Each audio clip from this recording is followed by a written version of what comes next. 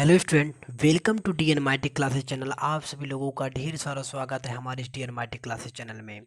आज के लेक्चर में अपन बात करेंगे क्लास 12th मैथमेटिक्स और अध्याय 2 यानी कि लेसन नंबर 2। फर्स्ट चैप्टर में फर्स्ट अध्याय में हम लोगों ने रिलेशन एंड फंक्शन के बारे में पूरी अच्छे तरीके से जान चुके हैं। और यहाँ पर यानी कि इनवर्स ट्रिग्नोमेट्रिक फंक्शन प्रतिलोम त्रिकोणमितीय फलन के बारे में जानेंगे और एकदम अच्छे तरीके से डिटेल में जानेंगे कि फलन क्या होता है, फलन के प्रकार कौन कौन से हैं, किस फलन का प्रतिलोम ज्ञात किया जा सकता है।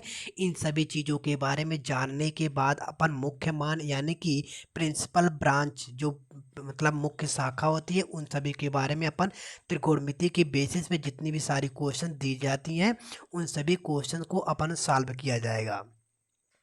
तो सबसे पहले अपन स्टार्ट करते हैं, देखिए इस तरीके से प्रतिलोम त्रिकोणमितीय फलन इनवर्स ट्रिग्नोमेट्री फंक्शन। तो इसमें अपन सीखेंगे कि फलन क्या होता है। सबसे पहली बात कि फलन क्या होती है, फलन के प्रकार कौन कौन से हैं। तो देखिए फर्स्ट नंबर पे कि फलन क्या होता है, ये रही अपना यानी कि फलन क्या होता है, व्हाट इज द फंक्शन, फलन क्या होता है ये जानेंगे अपन। और दूसरी कंडीशन यानी कि फलन के कौन कौन से प्रकार हैं या फलन के प्रकार कौन कौन से हैं, फलन के प्रकार कौन कौन से हैं ये अपन जानेंगे। और थर्ड है, इसी में इतना जानने के बाद अपन जितने भी क्वेश्चन दे रहेंगे यानी कि कुछ एक्सरसाइज को किया जाएगा, कुछ एग्जांपल्स को किया जाएगा, उसके बाद अपन एकदम अच्छे तरीके से हम लोगों का प्रिपरेशन हो जाएगा। तो देखिए यानी कि फलन क्या होता है, फलन के प्रकार कौन कौन से हैं और किस फलन का प्रतिलोम ज्ञात किया जा सकता है। थर्ड पे अपना यानी कि किस फलन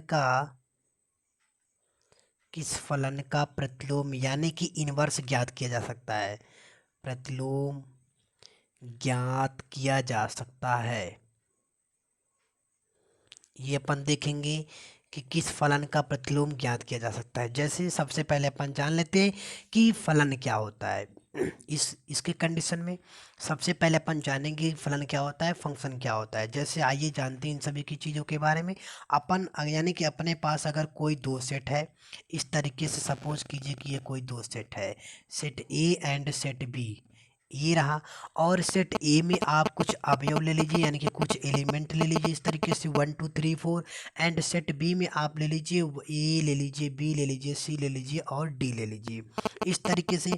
और देखिए यानी कि कोई फलन यानी कि यह इसी के साथ यह फलन बना रहा है तो 1 का ए के साथ अगर संबंध बना रहा है यहाँ पर, और 2 बी के साथ, 3 का सी के साथ एंड 4 का डी के साथ, यानी कि प्रत्येक अवयव एक का एक के साथ यानी कि ए की प्रत्येक अवयव का संबंध जो बी के किसी न किसी अवयव के साथ संबंध हो, तो ऐसे फलन को क्या मतलब यह सब कंडीशन क्या बनते हैं, फलन यानी कि फंक्शन कहे जाते हैं। तो यानी कि ये देखिए एक मतलब 1 का इसके साथ, 2 का इसके साथ एंड 3 का इसके साथ एंड 4 का डी के साथ, तो यह संबंध बना रहा है और इसी को क्या कहा जाएगा, फलन यानी कि फंक्शन कहा जाएगा। तो आप इस तरीके से इसमें पेश कर सकते हैं कि ए के प्रत्येक अवयव का संबंध बी के किसी न किसी अवयव के साथ होना चाहिए। आप इस तरीके से इसको लिख करके भी संतुष्ट कर सकते हैं। फाइन बात मतलब ये बात पड़ती है कि एग्जाम्पल में देखिए आपको लिखित भाषा में किसी ना किसी को समझाना रहता है और बाय द वे वहाँ पर मौखिक तो होगा नहीं, लिख करके ही आप लोगों को एग्जामिनर को संतुष्ट किया जाता है। तो यानी कि आप इसको कर सकते हैं कि ए के प्रत्येक अवयव जो ए के जितने भी एलिमेंट हैं यानी कि जितने भी अवयव हैं वो बी के किसी न किसी अवयव के साथ क्या है, संबंध बना रहे हैं। तो आप इस तरीके से लिख सकते हैं कि ए के प्रत्येक अवयव बी के यानी कि या ए के प्रत्येक अवयवों का संबंध बी के किसी न किसी के साथ हो या किसी न किसी के साथ हो या बने, जो भी जिस तरीके से आप मतलब संतुष्ट करना चाहते हैं तो इस तरीके से आप कर सकते हैं। और देखिए यानी कि इसी में अगर कोई आप सेट ले लेते हैं, सेट ए और सेट ए में अब ए ले लीजिए, बी ले लीजिए और सी, एंड सेट बी में आप ले लेते हैं इस तरीके से 1 2 3।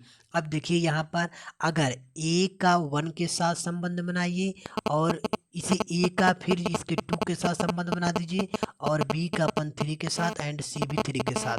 तो यहाँ पर हम देख रहे हैं कि जो ए के अवयव हैं वो बी के एक से अधिक अवयवों के साथ संबंध बना रहा है। तो जबकि ऐसा नहीं होना चाहिए। फंक्शन का मतलब होता है कि अगर एक का एक के साथ संबंध बनाता है तो वह फलन कही जाती है। यानी कि बाय द वे एक अगर इसके साथ यानी कि देखिए यहाँ पर ए जो है वो 2 के साथ संबंध बना रहा है, 1 के साथ भी एंड 2 के साथ भी, और बी जो है 3 के साथ एंड सी भी जो है 3 के साथ संबंध बना रहा है।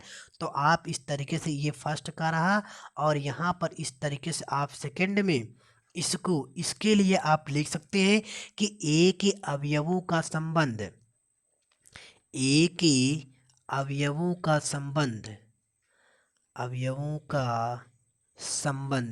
बी के एक से अधिक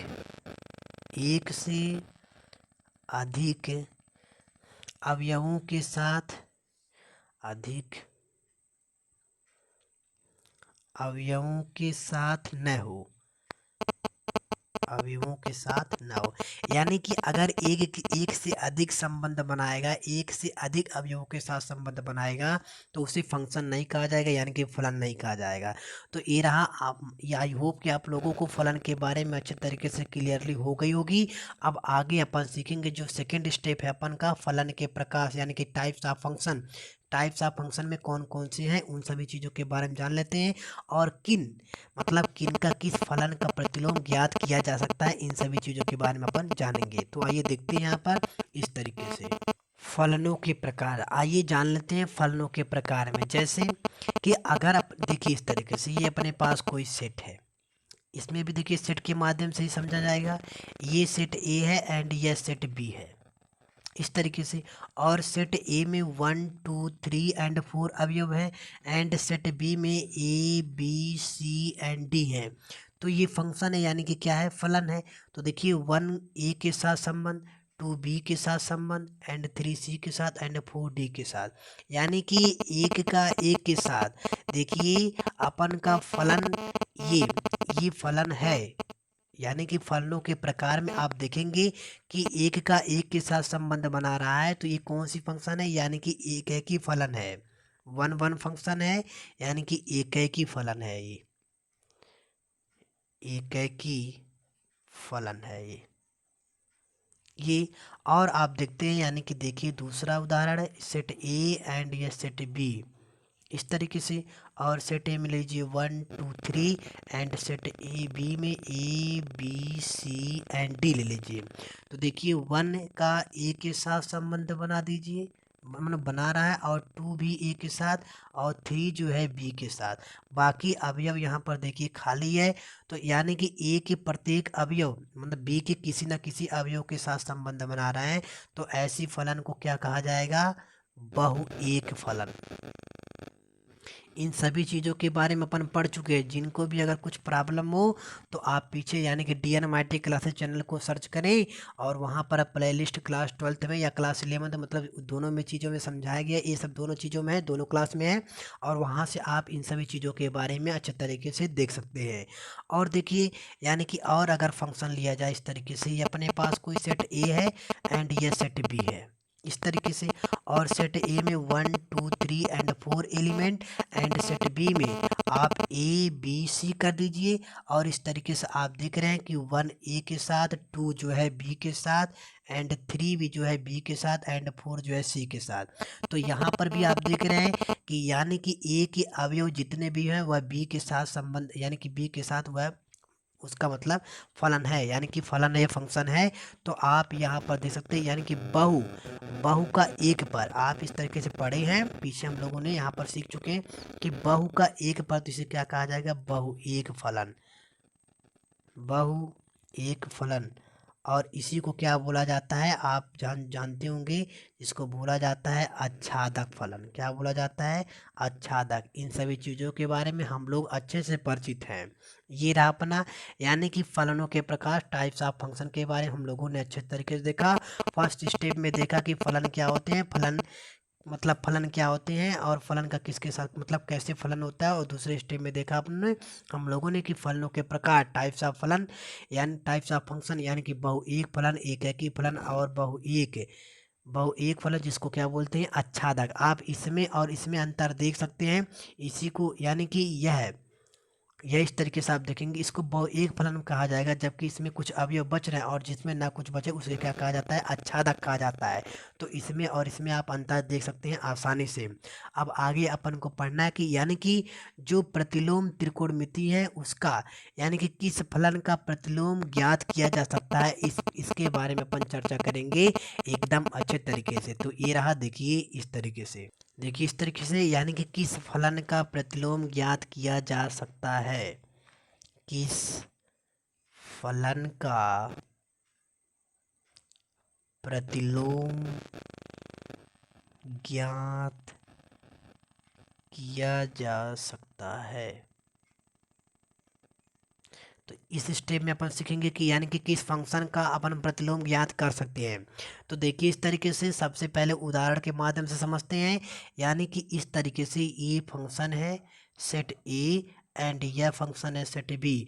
और सेट ए में 1 2 3 एलिमेंट एंड सेट बी में A B C and D. तो यहाँ पर ये कह रहा है कि 1 का ए के साथ संबंध, और यह क्या है, फलन है भाई, किस फलन का, तो ये फलन है। और सेट 1 का ए के साथ संबंध, 2 का बी के साथ, 3 का भी बी के साथ। तो इसका यार अगर इसका प्रतिलोम ज्ञात देखा जाए यानी कि इन्वर्स देखा जाए तो बी में आएगा A B C and D, और ए में आएगा 1 2 3। तो आप देखिए यहाँ पर कि इस तरीके से 1 का ए का 1 के साथ एंड बी का 2 के साथ एंड बी का इसमें 3 के साथ। तो आप देख रहे हैं इस तरीके से कि ए के प्रत्येक अवयव बी के साथ संबंध बना रहे थे जबकि इसका इन्वर्स किया गया यानी कि प्रतिलोम देखा गया तो बी का यहाँ पे देखिए इस तरीके से कुछ एलिमेंट यानी कि अवयव बच रहे हैं, तो इसलिए इनका प्रतिलोम संभव नहीं है। इसलिए यह इसका प्रतिलोम जो है ज्ञात नहीं किया जा सकता है, यानी कि प्रतिलोम जो है संभव नहीं है इस कंडीशन में। और यानी कि देखिए आप इस तरीके से और समझ सकते हैं कि ये सेट ए है एंड यह सेट बी है। सेट ए में यह फंक्शन बना रहा है भाई, 1 2 3 एंड 4 एलिमेंट ले लीजिए, और इसमें ए बी सी ले लीजिए आप। तो 1 इसके साथ, 2 एंड इसका इसके साथ संबंध कर दीजिए और इसका इसी के साथ संबंध कर दीजिए। अब इसी का यानी कि उल्टा कर दिया जाए तो बी होगा और यह ए होगा। तो बी में ए बी सी था और ए में 1 2 3 एंड 4। तो इसका इसके साथ संबंध, इसका इसके साथ एंड इसका इसके और इसका इसके साथ संबंध। तो यहाँ पर भी आप देख रहे हैं जबकि यहाँ पर बहु एक फंक्शन यानी कि इस कंडीशन में आप देख रहे हैं कि प्रत्येक फलन का एक पर, बहु लोगों का एक पर, तो यहाँ पर क्या होगा, बहु एक फलन होगा। और जबकि यहाँ पर देखा जा रहा है तो मतलब है ये यानी कि इसका इधर से देखा जा रहा है तो बहु का एक पर, तो इसलिए इसका भी क्या प्रतिलोम संभव नहीं है। इसका भी अपन जो है प्रतिलोम नहीं ज्ञात किया जा सकता है, यानी कि प्रतिलोम संभव नहीं है इस कंडीशन में।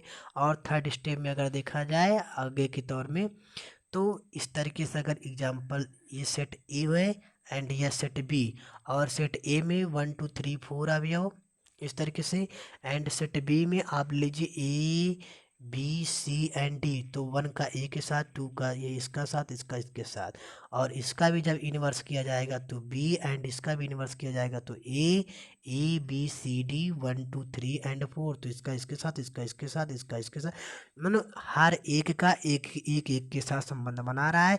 इसलिए इसका यह फलन है भाई, अपना फंक्शन है। और इसका क्या, इसका प्रतिलोम जो है ज्ञात किया जा सकता है क्योंकि हर एक का भाई, इसका इन्वर्स करेंगे तो ये आएगा, इसका इन्वर्स करेंगे तो यानी कि एक दूसरे से मिलेंगे ये। तो प्रतिलोम संभव है, इसका प्रतिलोम संभव है, इसका ज्ञात किया जा सकता है, यानी कि इन्वर्स इसका ज्ञात किया जा सकता है। तो आप इस तरीके से इसको प्रदर्शित कर सकते हैं कि एक ऐसा फलन जो एकैकी और आच्छादक भी हो, जो एकैकी और आच्छादक भी हो, मतलब दोनों हो, तो उसका प्रतिलोम ज्ञात किया जा सकता है। अर्थात मतलब ये कि एक ऐसा फलन जो एकैकी, एक ऐसा फलन, ऐसा फलन जो एकेकी और या तथा भी लिख सकते हैं, जो आपकी मर्जी हो, और आच्छादक दोनों दोनों हो उसका इनवर्स, यानी कि प्रतिलोम ज्ञात किया जा सकता है। यानी कि एक ऐसा फलन जो एकेकी और आच्छादक दोनों हो उसका प्रतिलोम ज्ञात किया जा सकता है। तो आप इस तरीके से और देख सकते हैं, जैसे अपने पास यहाँ पर देख लीजिए कि सेट ए है एंड यह सेट बी है और यह संबंध यानी कि फलन है, और सेट ए में 1 2 3 एलिमेंट एंड सेट बी में ए बी सी डी जो भी हो, A B C and D. तो 1 का ए के साथ, 2 का बी के साथ एंड 3 का सी के साथ, जबकि डी यहाँ पर बच रहा है। फिर इसका अगर इन्वर्स किया जाए तो बी एंड ए, तो ए में 1 2 3 A B C D, 1 A 2 B and 3 का सी के साथ, यहाँ पर डी अवयव बच रहा है, इसलिए यह क्या प्रतिलोम संभव नहीं है। इसका प्रतिलोम संभव नहीं है, क्योंकि भाई यहाँ पर क्या कहा गया है कि एक ऐसा फलन जो एकेकी और आच्छादक दोनों हो उसी का जो है प्रतिलोम ज्ञात किया जा सकता है।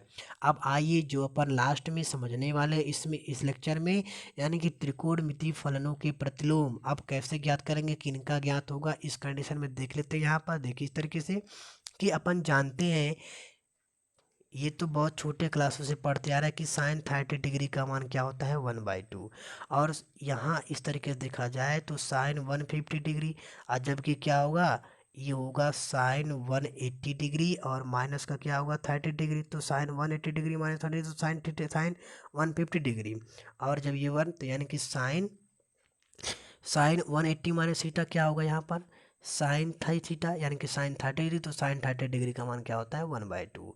और इस तरीके से देखा जाए तो साइन 390 डिग्री, और यह देखा जाएगा तो साइन 330 डिग्री प्लस का कितना, प्लस का 30 डिग्री, और इसका भी जब किया जाएगा तो साइन 30 डिग्री और साइन 30 डिग्री का मान क्या होगा 1 होगा।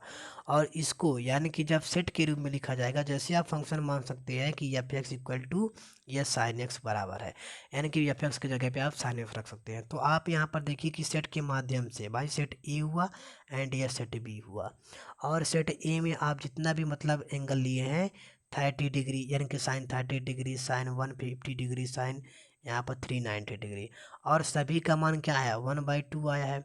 तो इसका इसके साथ संबंध, इसका इसके साथ, तो इसका यानी कि बहु का एक पर संबंध बना रहा है, यानी कि बहु एक फलन है, तो इसका प्रतिलोम क्या ज्ञात किया जा सकता है, नहीं ज्ञात किया जा सकता है, यानी कि प्रतिलोम संभव नहीं है। अर्थात आप यहाँ पर लिख सकते हैं, अगर इसका इन्वर्स किया जाए तो देखिए आप 1/2, जबकि बी होगा, और सेट ए में क्या 30 डिग्री और 150 डिग्री और 390 डिग्री, इसका इसके साथ सॉरी इसका इसके साथ आएगा, इसका इसके, इस कंडीशन में जो भी मतलब या इसके साथ जो भी आए, तो इस तरीके से इसका क्या प्रतिलोम संभव नहीं है। आप यहाँ पर इस तरीके से लिखकर प्रदर्शित कर सकते हैं कि यहाँ साइन इन एक्स का प्रतिलोम संभव नहीं है, क्योंकि आप इस हालात में जानते होंगे कि ये बहु एक संबंध बना रहा है। यहाँ साइन एक्स का प्रतिलोम संभव नहीं है, संभव नहीं है। तो आप इस कंडीशन में इसको प्रदर्शित कर सकते हैं लिखकर एकदम अच्छे तरीके से।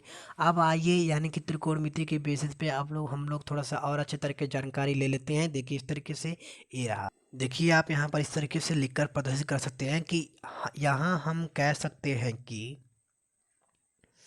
यहाँ हम कह सकते हैं कि वैसे तो किसी त्रिकोणमिति का फलन प्रतिलोम ज्ञात नहीं किया जा सकता, वैसे तो किसी त्रिकोणमितीय फलन का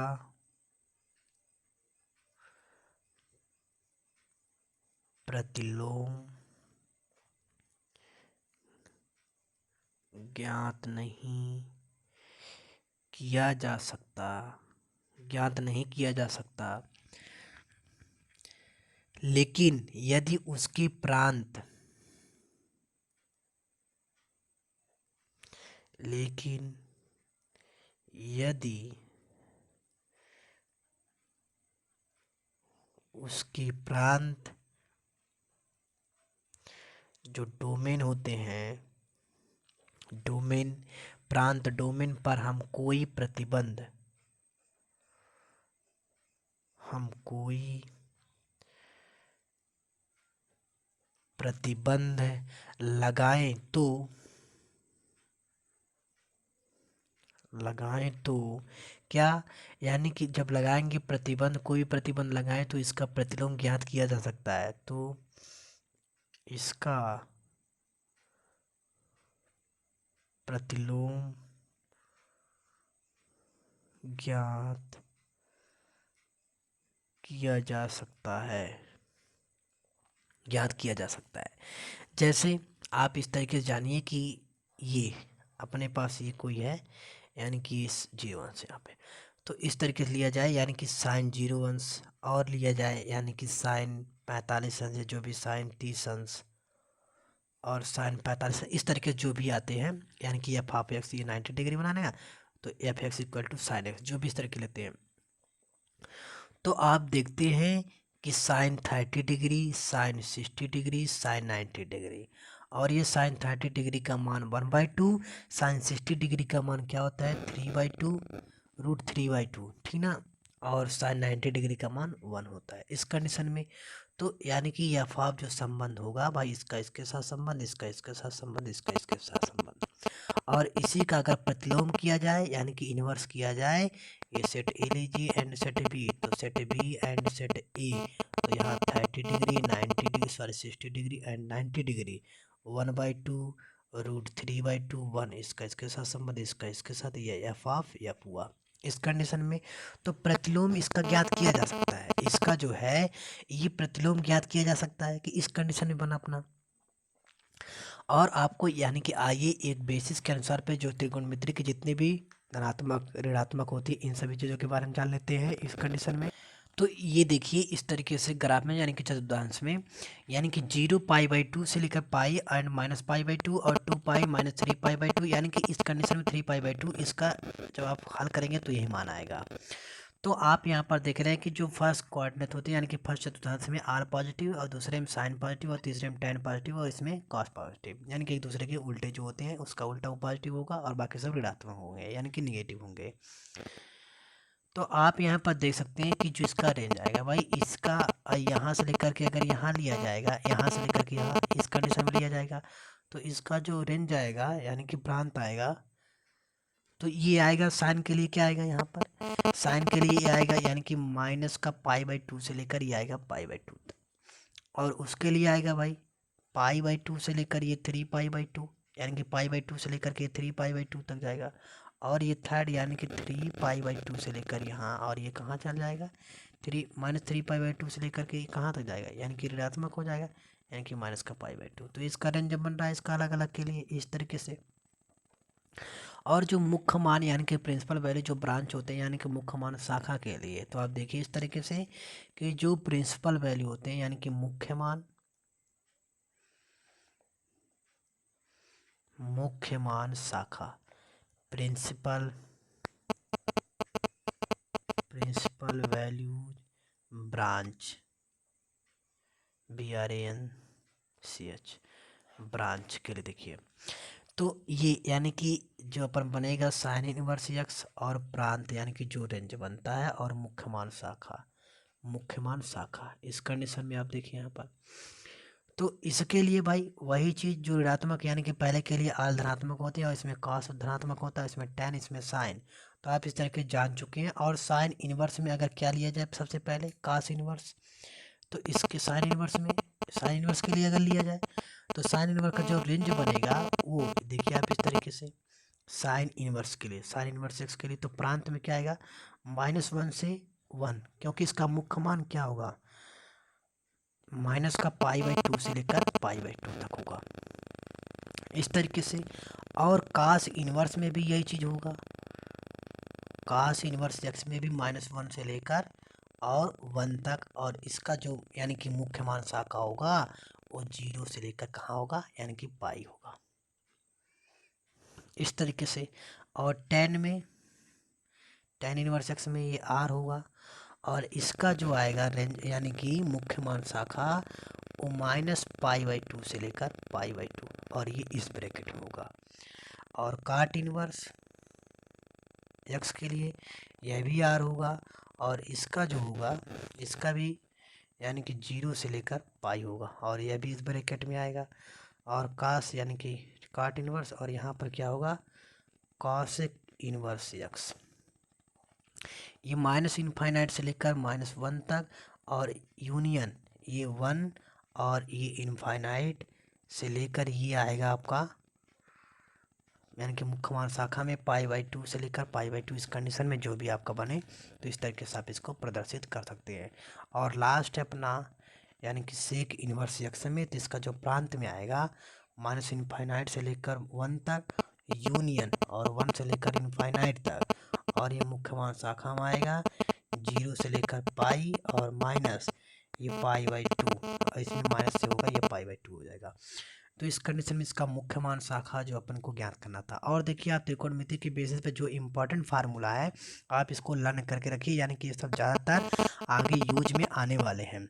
जैसे sine inverse minus theta, sorry sine minus theta, तो ये होता है क्या होता है, माइनस का साइन थीटा। और दूसरा है अपन cos inverse minus theta, sorry cos minus theta, तो ये होता है cos theta. tan minus theta, ये होता है माइनस का tan theta. Cot minus theta, minus का कॉट थीटा। और सेक माइनस थीटा, तो ये प्लस की आएगा यानी कि सेक थीटा, भाई इसका अपोजिट हो जाएगा, उल्टा हो जाएगा। और लास्ट है अपना कॉसेक माइनस थीटा, तो ये आएगा माइनस का कॉसेक थीटा है इस कंडीशन में। और प्रिंसिपल वैल्यू जो आप ब्रांच देख रहे हैं वो तो जानते हैं कि मतलब प्रिंसिपल वैल्यू यानी कि मुख्य शाखा, प्रिंसिपल ब्रांच जो मुख्य शाखा में आएंगे भाई ये -π/2 से लेकर π/2 के बीच में आएगा। और इसके लिए साइन इनवर्स, अभी इसका कंडीशन बताया जा रहा है यानी कि tan इनवर्स एक्स के लिए और कॉसेक इनवर्स एक्स के लिए।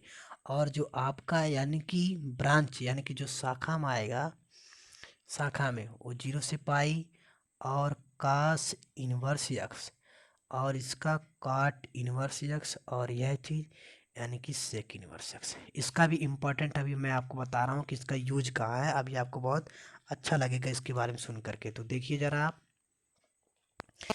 ये, अब आइए यानी कि एग्जाम्पल को कुछ लेते हैं। जैसे अपने पास कोई एग्जाम्पल है इस तरीके से कि साइन इनवर्स 1/√2, अब इसका मुख्य मान क्या होगा भाई, साइन इनवर्स 1/√2 का 1/√2 साइन इनवर्स में कितने अंश का मान होता है, ये होता है आपका 45 अंश, और 45 को ले सकते हैं π/4, तो इसका मुख्य मान ये हुआ, जबकि ये आंसर हुआ। और दूसरा क्वेश्चन आप देखिए कि कास इनवर्स और ये 1/2, और ये कास इनवर्स 1/2 है, तो कास में कितने अंश का मान 1/2 होता है, 60 अंश का, तो कास 60 अंश को यानी कि 60 को लिखा जा सकता है π/3, 3×18 यानी कि 60 अंश। और देखिए थर्ड फार्मूला, ये तो फर्स्ट एंड सेकेंड, ये मतलब first example, second and third example में देखिए आप इस तरीके से ले सकते हैं। अपने पास है क्वेश्चंस tan इनवर्स और ये √3, और tan इनवर्स √3 यानी कि कितने अंश का मान होता है ये √3, तो ये होता है यानी कि 60 डिग्री का मान। तो 60 डिग्री आप इसको कैसे ले सकते हैं, यानी कि π/3 60 डिग्री होगा। और आप इस तरीके से देखिए एग्जाम्पल कि साइन इनवर्स और ये माइनस का 1/√2, अब यहाँ पर देखिए कि 1/√2 भाई कितने अंश का मान होता है साइन में, तो ये आएगा यानी कि 1/√2 45 अंश, साइन 45 अंश का मान 1/√2, तो ये माइनस है तो माइनस, और π/4 इस कंडीशन में बना। और आप एग्जाम्पल देखिए यानी कि 5th नंबर पे, जैसे कास इनवर्स -1/2 है, तो कास इनवर्स अब इसके लिए जो आएगा, कास मतलब कितने अंश का मान 1/2 होता है, तो ये आता है यानी कि पाई ये आता है 60 डिग्री में, तो ये आएगा पाई/3। और जब ये पाई/3 जबकि इसके आगे माइनस है, अब ये इसका मुख्य मान नहीं होगा। अब इसमें जो अपन ये बताया गया यहाँ पे कि जो कास इनवर्स और cot inverse minus sec inverse में आएंगे, तो उसके पहले आप पाई लगा दीजिएगा और इसको जब सॉल्व करेंगे 3 पाई माइनस का पाई, तो यहाँ पर 2 पाई/3 और यही इसका फाइनल क्या होगा, मुख्य मान होगा। जैसे और इसके लिए अगर देखा जाए, आप देखिए इस तरीके से कि अगर लिया जाए यहाँ पर tan इनवर्स माइनस का 1, और इसका जब मुख्य मान किया जाएगा तो पाई/, कितना आएगा, 4 आएगा, क्योंकि भाई 45 अंश का मान 1 होता है, tan 45 अंश का मान तो माइनस का पाई/4, जबकि यहाँ पर 10 नहीं है। और इस तरीके से लिया जाए लास्ट क्वेश्चन में, यानी कि सेक और यहाँ पर 2/√3, तो काश में कितने अंश का मान, √3/2 होता है, जबकि काश 30 डिग्री का मान, तो यहाँ पर भी सेक 30 डिग्री का मान होगा। और 30 डिग्री को लिख सकते हैं अपन माइनस का पाई/6 है। और यहाँ पर देखिए आप सेक इनवर्स, जबकि इसके आगे क्या लगाना होगा आपको पाई, तो 6 पाई माइनस का पाई, यानी कि 5 पाई/ क्या होगा, 6 होगा। आप इस तरीके देखिए, यानी कि 5 पाई/6, और यही इसका क्या होगा, final answer. So I hope कि आप लोगों को एकदम अच्छे तरीके से समझ में आया होगा। अब अपन यानी कि कुछ एक्सरसाइज को प्रश्नावली 2.1 को अपन करना स्टार्ट करेंगे। तब तक आप इस वीडियो को पूरे अच्छे तरीके से लास्ट तक देखिए, और प्लीज़ अगर आपको कुछ भी डाउट हो तो कमेंट बॉक्स में ज़रूर कमेंट करें। और जो लोग हमारे इस चैनल पर नए लोग विजिट कर रहे हैं, वो लोग ज़रूर इस चैनल को लाइक करें, सब्सक्राइब करें और बेल घंटी ज़रूर प्रेस कर लें, ताकि यहाँ से जो भी वीडियो अपलोड की जाती है उनके पास तुरंत तत्काल पहुँच पाए। इसलिए आप मतलब बेल आइकन को, ऑल बेल आइकन को जरूर प्रेस करें। मिलते हैं कल के लेक्चर में, तब तक के लिए इस वीडियो को पूरे अच्छे तरीके से देखिए। थैंक यू, धन्यवाद, नमस्कार।